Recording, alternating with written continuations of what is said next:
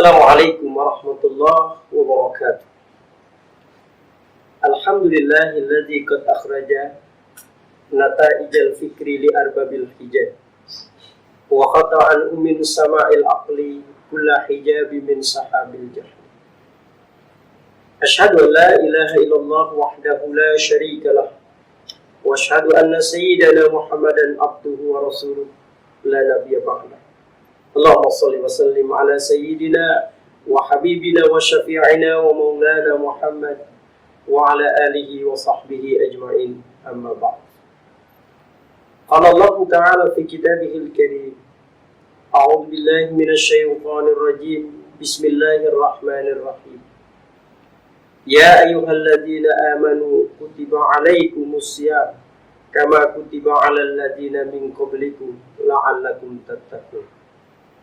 Sadaqallahul azim wa sadaqa rasuluhun nabiyul habibul karim walhamdulillahi rabbil alamin.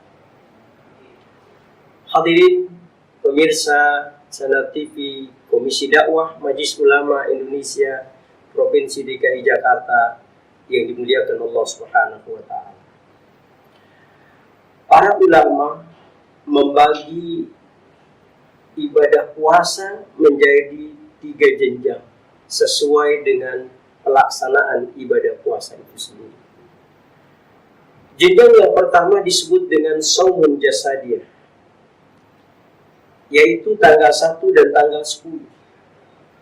Jadi ibadah puasa yang menitik beratkan kepada hal-hal yang bersifat fisik. Maka wajar kalau dari tanggal 1 sampai tanggal 10 terlihat orang yang beribadah puasa itu rasa lelah, letih, haus dan dahaga, rasa lapar menyelimuti dirinya.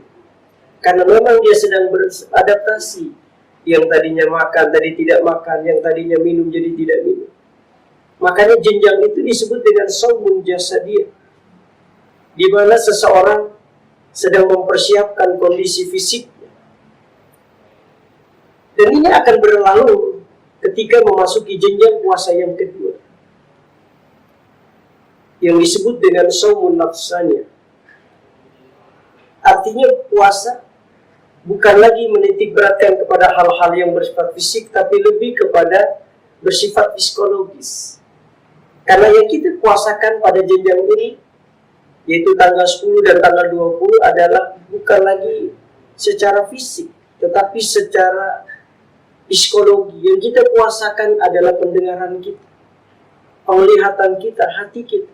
Sanggup nggak kita mempuasakan pendengaran kita dari hal-hal yang menyebabkan nilai ibadah puasa kita berkurang di sisi Allah Subhanahu wa taala? Sanggup nggak kita mempuasakan lisan kita dari membicarakan aib orang lain yang menyebabkan Allah tidak ridho dengan apa yang kita ucapkan? Sanggup nggak kita mempuasakan hati kita sehingga kita tidak bersikap dengki dengan orang lain? Maka Shaumun Nafsaniyah ini adalah mempuasakan diri kita dari hal-hal yang menyebabkan batalnya nilai ibadah puasa kita di hadapan Allah. Maka ini yang disebutkan kamin sha'imin laisa lahu min siyamihi illa al-ju'u wal-'athas. Jadi berapa banyak orang-orang yang berpuasa tapi hanya sekedar menahan lapar dan haus, tetapi nilai ibadah puasa sama sekali dia tidak dapatkan karena dia tidak sanggup mempuasakan hatinya, dia tidak sanggup mempuasakan telinganya, pendengarannya, dia tidak sanggup mempuasakan penglihatannya. Nah, yang ketiga adalah jenjang puasa rohani. Inilah puncak dari ibadah puasa. Jenjang ini bukan lagi bicara fisik, bukan lagi bicara tentang psikologis, tapi bicara tentang rohani. Lebih kepada pemaknaan.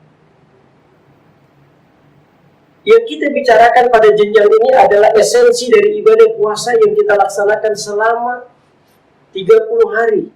Sanggup nggak puasa kita membentuk kita menjadi orang-orang yang berkualitas di sisi Allah? Sanggup nggak puasa kita betul-betul menjadikan diri kita memiliki empati kepada orang lain? Maka di akhir puasa, antara tanggal 20-30, saat kita merenung tentang hakikat ibadah yang kita kerjakan, kita berpuasa dari pagi sampai sore, kita merasakan rasa lelah, letih, haus dan dahaga, rasa lapar. Sanggup gak kita berpikir di saat itu? Ya Allah, ternyata tidak enak hidup dalam keadaan lapar, tidak enak dalam keadaan haus dahaga. Iya, kalau kita bisa menikmati makanan dengan segala macam aneka makanan karena kita bisa membeli, karena kita memiliki segalanya. Tapi bagaimana nasib orang-orang yang susah? Bagaimana nasib anak-anak miskin, anak-anak yatim yang mereka bukan hanya lapar di bulan Ramadan, tapi mereka juga lapar di bulan-bulan lain. Mereka merasakan penderitaan hidup. Maka dari situlah kemudian muncul rasa di mana kita ingin memberi, dan itu tidak lain adalah imbas dari ibadah puasa rohani kita di hadapan Allah. Maka orang yang sukses dengan ibadah puasanya adalah ketika dia keluar dari Ramadan, dia menjadi orang yang cinta kepada makhluk Allah. Keluar dari Ramadan, dia memiliki kesadaran sosial yang tinggi. Inilah orang-orang yang dicintai oleh Allah Subhanahu wa Ta'ala ketika dia sanggup mencintai makhluk Allah yang lain.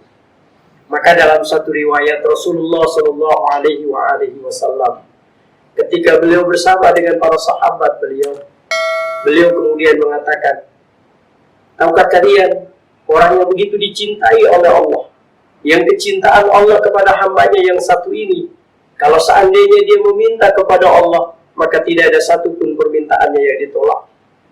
Kalau seandainya dia memohon kepada Allah, maka permohonannya disegerakan oleh Allah Subhanahu wa Ta'ala. Para sahabat waktu itu bertanya, begitu hebatnya ya Rasulullah orang itu, apa karena sholatnya? Apa karena haji umrohnya? Apa karena zikirnya ya Rasulullah? Tidak, kata Rasulullah. Puasanya, zikirnya, haji umrohnya sama seperti kalian. Lalu apa yang menyebabkan orang itu begitu istimewa di sisi Allah ya Rasulullah? Sampai bukan hanya dia dicintai oleh Allah, tapi segala keinginannya dijawab oleh Allah Subhanahu wa Ta'ala. Apa kata Rasulullah? Orang itu dicintai oleh Allah, dan apapun yang menjadi keinginannya, Allah langsung ijabah. Karena orang itu tidak tega melihat penderitaan orang lain. Orang itu ingin selalu berbagi di saat melihat ada orang-orang yang susah di sekitarnya. Nah, sikap inilah yang lahir dari ibadah puasa kita selama di bulan Ramadan. Maka di akhir-akhir kita berpuasa, yang disebut dengan shaumun rohaniyah, bagaimana kita sanggup merenung tentang hakikat ibadah puasa kita, yang kemudian melahirkan kita menjadi orang-orang yang bukan hanya sekedar cerdas secara spiritual, tapi juga cerdas secara sosial. Mudah-mudahan ibadah puasa yang kita kerjakan akan melahirkan kita menjadi orang-orang yang bukan hanya cerdas secara spiritual, tetapi juga cerdas secara sosial. Terima kasih. Mohon maaf lahir batin. Wallahul muwaffiq ila aqwamit thoriq. Wassalamualaikum warahmatullahi wabarakatuh.